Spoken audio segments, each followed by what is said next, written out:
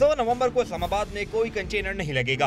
दारुल हुकूमत में कोई स्कूल बंद नहीं किया जाएगा, कोई सड़क भी बंद नहीं की जा सकती। इस्लामाबाद हाई कोर्ट में 2 नवंबर को इस्लामाबाद में धरना रोकने और इमरान खान की गिरफ्तारी के मामले पर दायर दरख्वास्तों की समाअत हुई।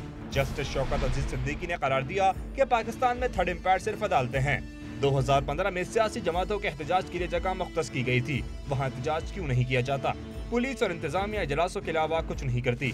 अदालत ने सेक्रेटरी दाखिला शुएब अहमद सिद्दीकी पर बरहमी का एहसार किया।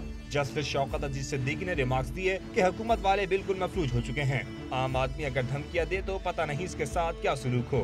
पैमरा ने इमरान खान की तकारीर का रिकॉर्ड अदालत में पेश किया। तकारीर कमरा अदालत में चलाकर उनका जायजा लिया गया। जस्टिस शौकत अजीज सिद्दीकी ने कहा कि क्रिकेट में रग्बी के असूल नहीं चलने देंगे। इमरान खान किस कानून के तहत इस्लामाबाद को ब्लॉक कर रहे हैं? ऐसा लगता है कि यह एहतजाज नहीं बल्कि हुकूमती मशीनरी ब्लॉक करना है। इमरान खान की तकारीर उनकी मौजूदगी में सुनाई जाएंगी। पैमरा आइंदा समाअत पर इमरान खान के धरने के हवाले से मुतालिका क्लिप पेश करे। इमरान खान अगर मुख्तस जगह के अलावा कहीं एहतजाज करेंगे तो कानून के मुताबिक कार्रवाई की जाए। अदालत ने 31 अक्टूबर को इमरान खान को ज़ाती हैसियत में तलब करते हुए समाअत मुलतवी कर दी।